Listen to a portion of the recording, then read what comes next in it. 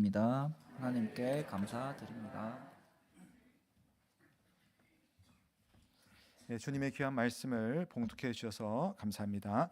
참 좋으신 우리 주님의 은혜와 평강이 오늘도 여러분과 함께하길 주의 이름으로 축원합니다. 아멘. 오늘 설교는 신자 안에 내지 않은 죄라는 시리즈 설교로 준비가 되었는데요. 오늘 이제 설교 후에 순서가 조금 있습니다. 그래서 제가 원래 설교문 작성한 대로 오늘 좀 설교를 하지 못하겠고 조금 줄여서 설교를 할 예정입니다. 마침 우리 한국기독교윤리연구원에서 또 관련 주제로 설교문을 요청을 해서 제가 이 설교문을 그 윤리연구원에 그대로 게재를 했습니다. 그래서 오늘은 이제 전문을 여러분께 드릴 수 없기 때문에 혹시나 설교문이 필요하신 분은 저희가 말씀해 주시면 제가 홈페이지 가르쳐 드릴 테니까 그거 필요하신 분들은 좀 찾아보시면 되겠습니다.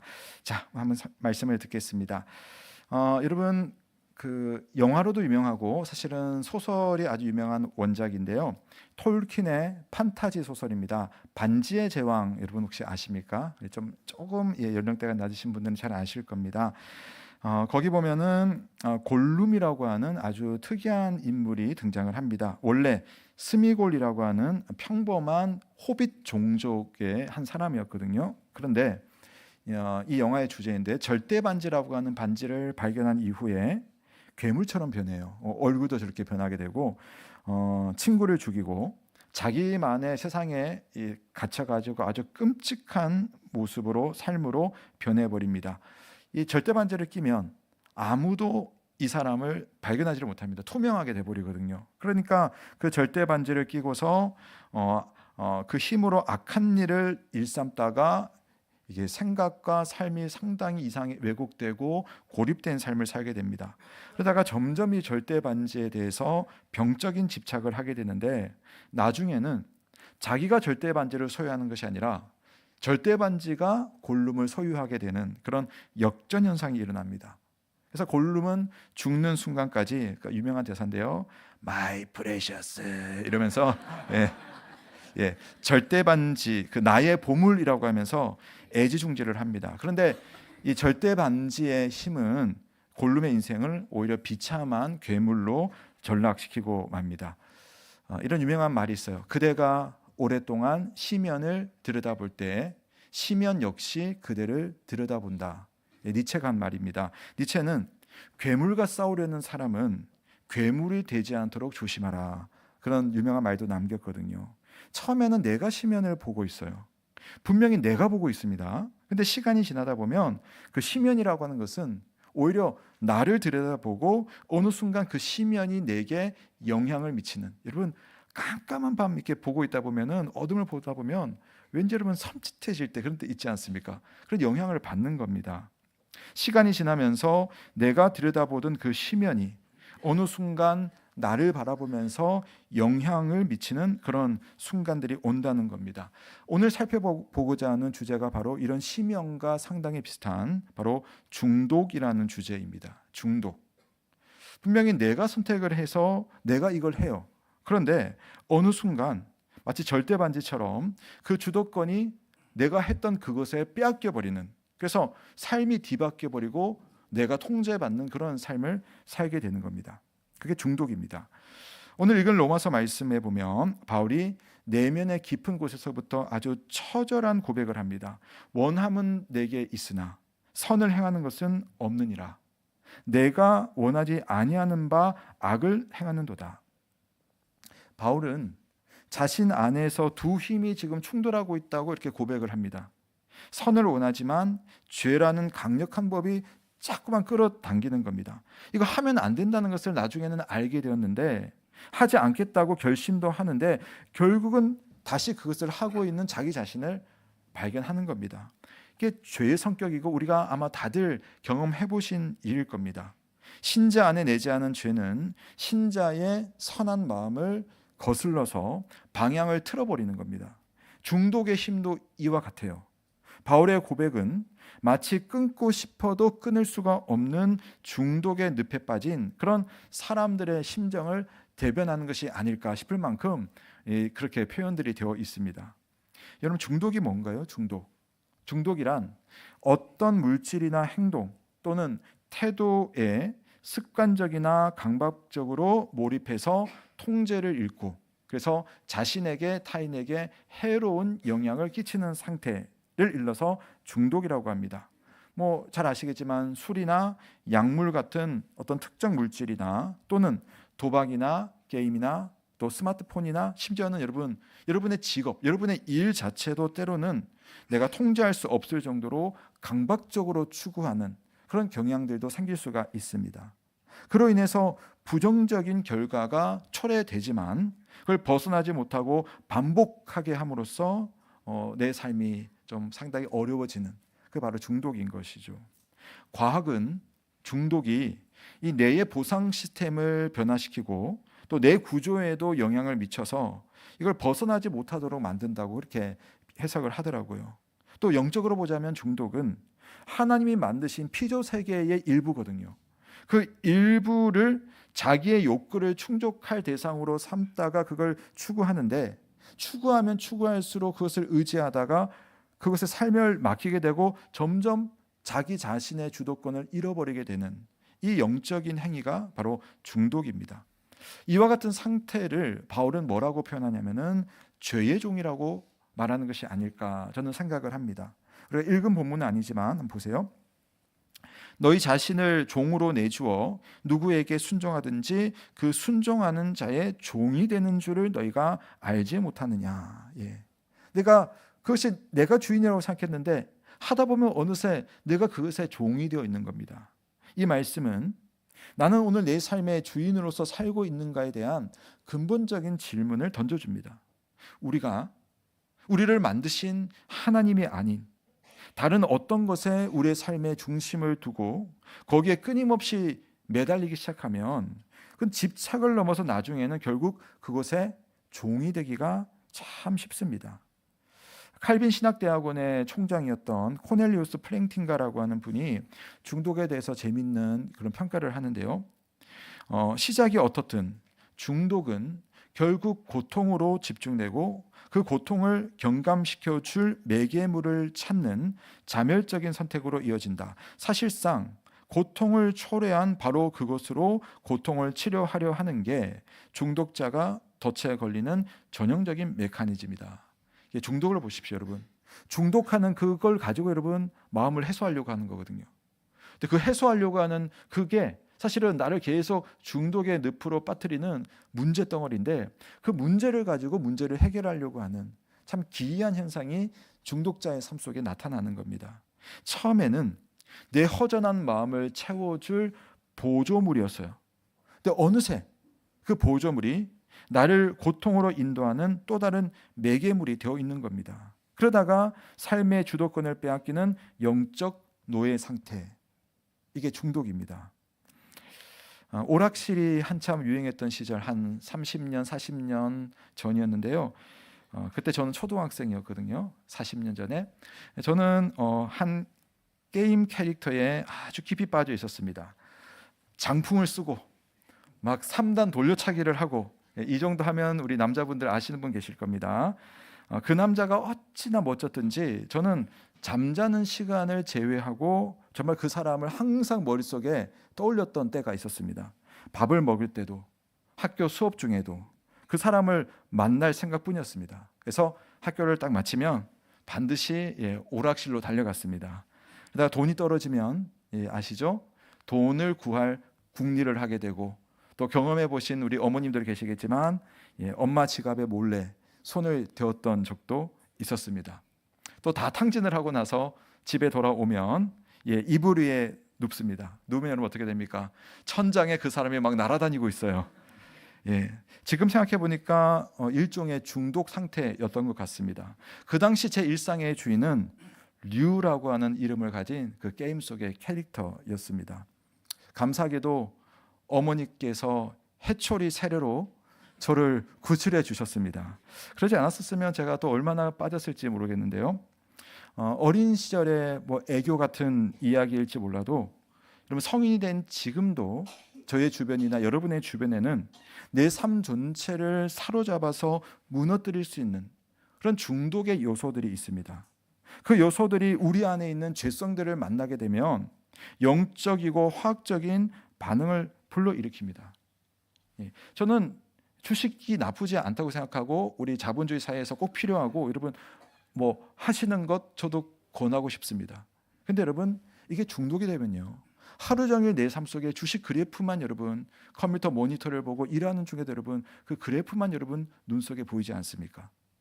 인스타그램을 하면서 다른 사람이 어떻게 사는지 부러워하기도 하고 질투하기도 하고 비교하기도 하면서 내 삶이 아닌 다른 사람의 삶에 내 생각과 내 삶이 집중되어서 종살이를 하고 있을 때가 있지는 않습니까? 로마서 7장은 죄의 문제를 다룹니다. 바울은 죄가 가지고 있는 이런 중독적인 속성과 그 영적인 위험성을 확인을 했고 자기 경험으로 지금 생생하게 증언합니다. 20절 말씀 보십시오. 만일 내가 원하지 아니하는 그것을 하면 이를 행하는 자는 내가 아니라 뭐라고 하죠? 내 속에 거하는 죄가 그것을 하고 있는 것이다. 여러분 죄는요, 사람의 생각을 은근히 결박을 해서 좋지 않은 그 일, 좋아 보이지만 사실은 좋지 않은 그 일을 자꾸만 반복하게 만들어요. 절대 반지를 내 보물로 삼은 그 골룸은 서서히 반지의 힘에 잠식되어서 비극적인 일의 주인공이 되어버립니다. 중독은 이처럼 우리 마음의 중심 자리를 차지하고 서서히 육체적으로, 사회적으로, 영적으로 파괴를 일으킵니다. 자, 바울의 솔직한 고백을 한번 들어보겠습니다. 오호라, 나는 공고한 사람이로다. 이 사망의 몸에서 누가 나를 건져내랴. 누군가 건져내지 않는다면 파국을 맞이할 상태, 사망의 몸이라고 합니다. 그럼 어떤 점에서 바울은 그렇다고 할 수 있고 또 우리는 중독의 관점에서 이걸 어떻게 볼 수 있겠습니까? 첫째, 여러분, 중독은요, 내 몸과 내 마음을 상하게 만들어 버립니다. 해결하지 않는다면. 알코올이나 약물이나 니코틴 같은 그런 물질 중독은 물론이고요, 우리 손에 있는 스마트폰, 또 그 안에서 하는 게임 중독으로 인해서 우리가 잠도 잘 못 자게 되고 또 신체 활동도 저하되면서 우리의 몸과 마음의 건강을 해치게 되는 겁니다. 두 번째로 중독은요, 사람을 잃습니다. 중독은 인간관계를 파괴하고 사회적인 고립을 초래합니다. 뭐 도박이나 약물 중독 딱 봐도 여러분 아시지 않습니까? 건전한 인간관계를 해치고 경제적인 파탄을 불러일으키기도 합니다. 성중독은 개인적으로 수치심이나 후회감이나 허탈감과 자괴감도 낳겠지만 무엇보다도 사랑했던 가족이 해체될 수도 있고 타인의 인생을 무너뜨리거나 또 심하면 공동체까지도 와해될 수 있는 무서운 죄로도 확대될 수가 있습니다. 중독은 사람을 잃어버리게 만들죠. 또한 중독은 하나님으로부터 받아야 되는 은혜마저도 단절시킬 수가 있습니다. 중독이라고 하는 건 뭡니까? 그 대상을 내 삶의 최우선순위로 삼는 겁니다. 하나님이 필요한 인간인데 우리 인간의 모든 삶에 가장 좋은 것이 무엇인지 아시는 그 하나님을 대신할 수 있는 또 다른 존재, 나를 만족시킬 수 있는 또 다른 존재가 생김으로써 우리는 하나님과의 관계가 스스로 막혀버리는 겁니다. 결국은 하나님 안에서 누려야 될 그 생명의 호흡이 다른 곳에서 하려고 하니까 얼마나 호흡이 가빠지는지 모릅니다. 물론 처음부터 이런 심연에 뛰어드는 것은 아닙니다. 바라보다 보면 그 속에서 손짓하는 그런 힘에 끌리게 되는 겁니다. 또 제 이야기도 한데요, 스마트폰이 내 손에 있습니다. 그러면 딱 이걸 보는 순간 내 손에 있으니까 내가 주도할 것 같잖아요. 그런데 그 반대 상황이 여러분 발생하지 않습니까? 스마트폰의 OTT를 통해서 영화나 드라마 보는 것 여러분 저 너무 좋아하거든요. 아주 평범한 일상입니다. 근데 자칫 이 작은 행위가 일상의 중심이 되어서 다른 중요한 것들까지도 흡입해 버릴 수가 있는 거죠. 가족들과 대화할 수 있는 기회를 날려버리고 내 몸을 돌볼 수 있는 그런 시간까지도 허비하고 포기하면서 영상 속에 있는 사건과 인물만을 탐닉하는 경우가 여러분 있지 않았습니까? 하나님의 말씀을 묵상하고 기도하는 것 역시도 이 작은 스마트폰 앞에서 얼마나 여러분 사라질 때가 많은지 모릅니다. 사망의 몸에 갇혀 있는 우리들은 바로 이런 하나님과의 평안, 샬롬을 잃어버리기가 참 쉬운 것 같습니다. 다시 한번 바울의 목소리를 들어보십시오. 오호라, 나는 공고한 사람이로다. 이 사망의 몸에서 누가 나를 건져내랴. 중독의 사슬이 우리의 몸을 혹시 꽁꽁 묶어버렸다면 과연 누가 우리를 이 사망의 몸에서 건져낼 수 있단 말입니까? 마약이, 술이, 섹스가, 때로는 쇼핑이 우리를 붙들고 있지 않습니까? 어떻게 해야 되겠습니까? 어떻게 벗어날 수가 있겠습니까? 스킨스쿠버를 하는 제 친구에게 들은 이야기인데요.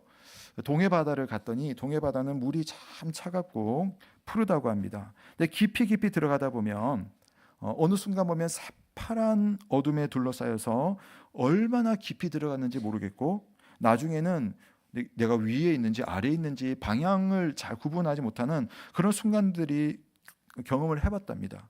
그러다 보면은 상당히 마음이 되게 조급해지고 소위 패닉 상태가 되고 그럼 공기 소모가 빨라지고 판단력도 흐려져서 자칫하면 큰 사고가 날 수가 있대요. 그래서 초보자는 물속에 당연히 혼자 들어가지 못하죠. 또 아주 잘하는 사람이라 할지라도 혼자 물에 들어가지 않고 2명, 3명 짝을 지어가지고 서로 도와줄 수 있도록 그렇게 배치를 한다고 합니다. 그래서 혼돈스러운 순간이 오면 인도자의 곁에서 조금씩 상승하면서 빛을 향해서 나아간다고 합니다. 여러분, 자신의 시면을 들여다보던 바울은 시면에서 혼자 헤매기보다 빛을 뿜어내는 소중한 인도자를 찾아냈고 그 인도자를 의지하기 시작합니다. 자, 7장 25절부터 8장 2절까지 제가 한번 읽어드릴게요. 내 자신이 마음으로는 하나님의 법을 육신으로는 죄의 법을 섬기노라. 그러므로 이제 그리스도 예수 안에 있는 자에게는 결코 정죄함이 없나니 이는 그리스도 예수 안에 있는 생명의 성령의 법이 죄와 사망의 법에서 너를 해방하였습니다. 지금 내 마음과 내 상태는 심연 속에 있습니다. 그래서 육신으로는 죄의 법을 섬기고 있어요. 그러나 내게 빛을 비춰줄 수 있는 존재가 있다는 거죠. 심연에 들어가 그것을 마주하기 시작한 순간부터 방향을 잃어버리기 쉽고 벗어나려고 할수록 장악력은 심해집니다. 그런데 그 장악력을 풀어낼 수 있고 이 문제를 해결할 수 있고 또 이 문제를 해결하기 위해서 이 땅에 오신 분, 바로 예수 그리스도, 그분의 십자가와 그분의 방법을 의지하는 순간부터 바울도 자기 안에 있는 이 죄의 문제로부터 조금씩 벗어나는 자유를 얻게 되었다는 것입니다. 사랑하는 여러분, 예수 그리스도는 우리의 심연 속으로 들어와서 우리에게 빛이 되어주시는 분이라는 사실을 믿으시기를 바랍니다. 이게 주현절의 의미이기도 하죠.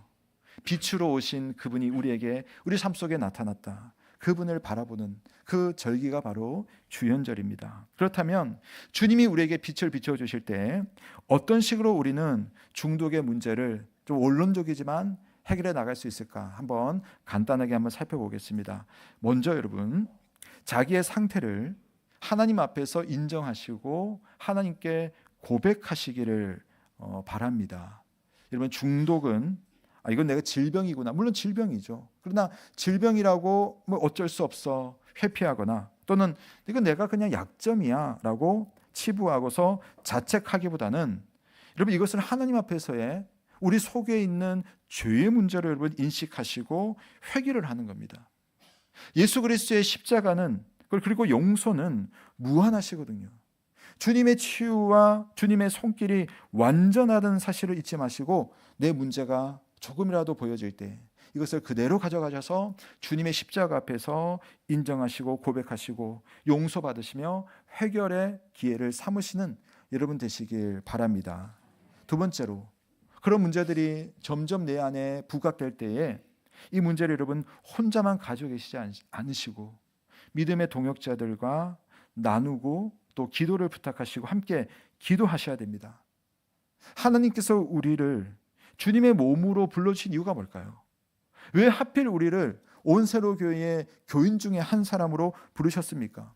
물론 성숙하지 못해서 내 문제를 가지고 상처 줄 수도 있을 수 있겠지만 그러나 그러지 않도록 우리가 성숙해지는 것이 중요하겠고 그런 과정 속에서 여러분 목회자에게 우리 목장 식구들에게 나의 상태를 서로에게 이해할 수 있는 범위 안에서 요청하고 함께 기도하고 주의 응답을 점검하면서 하나님의 인도를 받는 겁니다. 혹시나 목장에서 나눌 수 없는 내용이라면 저에게 좀 찾아오셔서 목사님, 저 이거 괜찮을 때까지 함께 기도해 주세요. 그럼 제가 모든 일 제쳐놓고 함께 기도를 하겠습니다. 그렇게 여러분 하나님은 치유를 하실 텐데 주님의 치유와 주님의 은혜를 여러분 어떤 사람이 받는 줄 아세요? 그릇을 준비한 사람이 받습니다. 믿음의 은혜를 준비한 사람에게 하나님께서 믿음의 비를 내려주시는 거죠. 그릇이 없으면 은혜의 비가 떨어져도 여러분 받아내지를 못하는 겁니다. 그 은혜의 그릇이 무엇이겠습니까? 기도하는 믿음인 것이죠. 여러분 교회는요, 꼭 기억하십시오. 교회는 정죄의 공간이 아니라 치유의 공간이라는 사실 꼭 기억하시면 좋겠습니다. 제 마지막으로 우리가 중독의 문제를 우리가 겪고 있을 때 하나님께서 허락해 주신 일반 은혜가 있어요. 구원의 문제는 특별 은혜이고 우리의 삶의 문제는 또 일반 은혜인데 때로는 여러분 이 중독의 문제도 물론 구원의 문제와 연결되지만 일반 은혜의 영역에서 다룰 필요가 있어요. 그래서 전문가의 도움을 구하셔야 됩니다. 중독은 영적인 문제이면서 동시에 의학적이고 심리적인 측면이 분명히 있습니다. 그래서 전문가, 상담가나 의사들을 찾아가는 것, 여러분 이것도 신앙적인 접근입니다. 왜냐하면 하나님이 만드신 원리 속에 있는 거거든요. 그러니 하나님은 다양한 방법으로 우리를 치유하심으로 우리가 그런 문제들 앞에서 여러분 너무 그것을 숨기거나 남들이 알면 안 되고 또 이걸 내어놓으면 내가 뭔가 너무 문제가 있다 이렇게만 보지 마시고 도움을 받을 수 있는 모든 것을 열고 하나님과 하나님이 준비하신 그 영역에서 도움 받으시기를 바랍니다. 다시 말씀해 드립니다. 궁극적인 해법은 오직 한 분, 바로 예수 그리스도 안에 있습니다. 시면 속에서 헤매고 있는 우리에게 주께서 우리에게 빛을 비춰주실 때 앞서 말씀드린 그 방법들 주께서 마련하시고 비춰주신 길이라고 믿고 예수님을 의지하시길 바랍니다. 그리고 성령님을 의지하여서 죄의 유혹에는 늘 저항하시고 의의 길을 걸어가며 때로는 넘어졌다 하더라도 우리를 일으켜주시는 우리의 동행자 그분을 바라보며 중독이라는 사망의 몸에서 건져내실 예수 그리스도의 은혜가 여러분의 삶 가운데 충만하길 주님의 이름으로 축원합니다. 아멘. 기도하겠습니다. 하나님 아버지